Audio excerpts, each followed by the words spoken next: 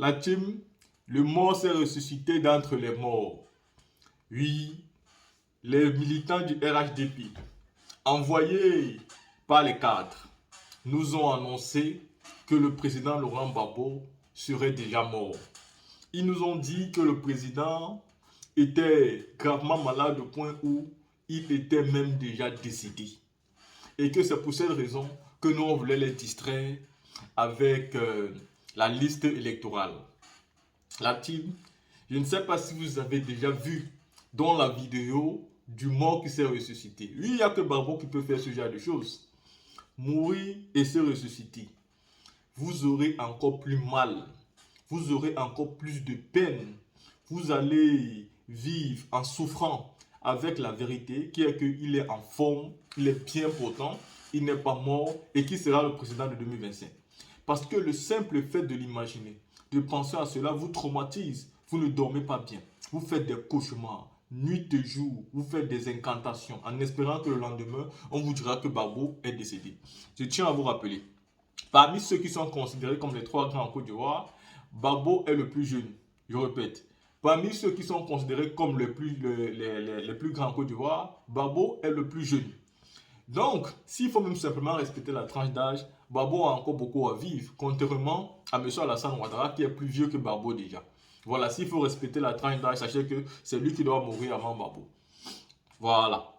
Ce n'est pas Gbagbo qui va mourir avant lui. S'il faut seulement respecter la tranche d'âge, s'il faut même respecter ceux qui sont les plus malades, c'est Ouattara qui est le plus malade. C'est lui qui part tout le temps en Paris là-bas. On ne sait pas pourquoi. Chaque seconde, il est en France. Parce que lui ne peut pas vivre en Côte d'Ivoire sans partir en France tout le temps. Mais il va donc faire quoi là-bas? Toujours pour des trucs secrets dont on n'est pas vraiment au courant.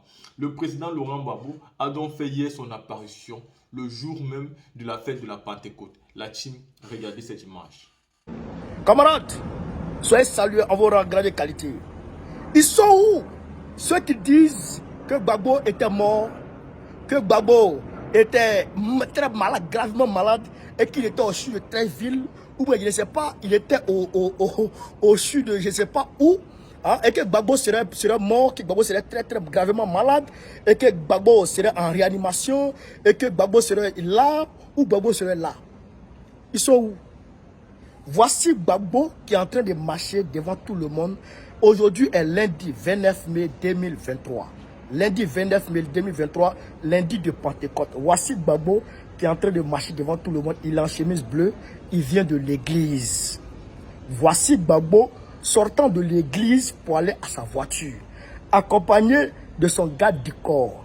Voici Gbagbo. Le voici en chemise bleue. Il salue le peuple. Il fait son petit malin. Il rentre dans sa voiture et il va regagner sa Doubéi à la maison. Voici Gbagbo devant tout le monde. Admirez le vieux. Regardez Gbagbo un peu. Regardez Gbagbo. Allez me les appeler. Allez me les appeler. Parce qu'il y a un même qui m'a appelé pour me narguer. Ah, bon, on connaît. Ton vieux là, il est malade. Hein. On dit, son vient de tomber. On dit, Gbagbo est mort. Ils sont pressés. Ils sont pressés. Ils sont pressés. Ils sont pressés. Ils sont pressés. Dieu. Pourquoi les gens sont pressés pour la mort de Gbagbo? Dieu. Gbagbo, il a une mission. Gbagbo, il a une mission. Le voici. Le voici devant tout le monde en chemise bleue. Le voici. Voici Gbagbo en chemise bleue devant tout le monde. Vous le voyez? La team, quand vous finissez de voir cette image, nous sommes tous contents de voir notre leader, notre mentor, le digne fils de l'Afrique. Oui, celui-là même qui a combattu la CPI et a gagné haut les mains. Celui-là même qui a combattu le bon combat et qui ne se fatigue pas. Voilà pourquoi nous l'avons surnommé l'infatigable Laurent Gbagbo. L'homme qui a dit qu'il ne trahira jamais le combat. Oui, le premier jour où il est arrivé en Côte d'Ivoire, en 2021, à son retour, il a dit « Je suis votre soldat et j'attends la prochaine mission ». Donc, notre soldat est là. Il est bien portant. Et il ne parle pas trop, mais vous tremblez. La réalité, elle est là. Tous les politiciens en Côte d'Ivoire détestent M. Laurent Gbagbo. Et on veut se poser la question de savoir pourquoi. Tous les politiciens, que ce soit ceux qui sont au pouvoir ou même ceux qui sont dans l'opposition, tout ce monde-là n'aime pas le président Laurent Gbagbo. Vous savez pourquoi? Parce que Gbagbo, c'est quelqu'un qui est incorruptible. J'ai envie de vous poser une question. Pensez-vous vraiment que Alassane Ouattara n'a pas tout proposé au président Laurent Gbagbo pour que le président quitte la politique? Pensez-vous vraiment que M. Alassane Ouattara n'a pas tout proposé au président Gbagbo pour que le président Gbagbo quitte la politique? Si le président Gbagbo était corruptible, je vous assure qu'aujourd'hui, il serait à Mama. S'il disait à Draman, oui, moi je rentre là, je m'en fous de la politique. Hein. Si je suis bien financièrement, je vais aller me reposer. Alassane devait dire, tu as tout ce que tu veux. Tu as 10 militaires qui vont te surveiller, tu as l'argent que tu veux en quantité industrielle, tu as tout ce que tu souhaites. Le président Laurent Gbagbo devait tout avoir. Mais c'est un monsieur qui n'est pas corruptible. Il a une conviction, il a une idéologie. Et des personnes qui ont des convictions et des idéologies sont des personnes qui ne changent pas du jour au lendemain.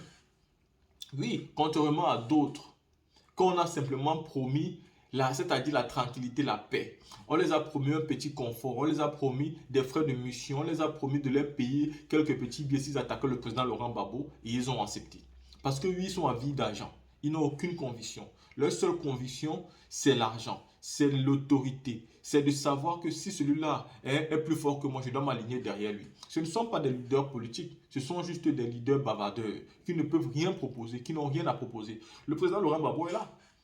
Il propose beaucoup de solutions pour gouverner le pays. Il a un programme politique. Vous avez déjà suivi Maître Abiba Touré qui a essayé d'étaler une petite partie de ses programmes politiques. Et vous pouvez donc comprendre que il n'est pas comme les autres opposants, qui n'ont rien à proposer, qui sont juste là pour bavarder, qui n'ont absolument rien à proposer. Pour tous ceux qui suivent réellement le président Laurent Gbagbo, vous savez qu'il a quelque chose à proposer. Il a quelque chose à proposer pour les Ivoiriens. Contrairement aux gens du RHDP, qui leur première proposition est d'accuser le président Laurent Gbagbo d'être mort, de dire qu'il est mort.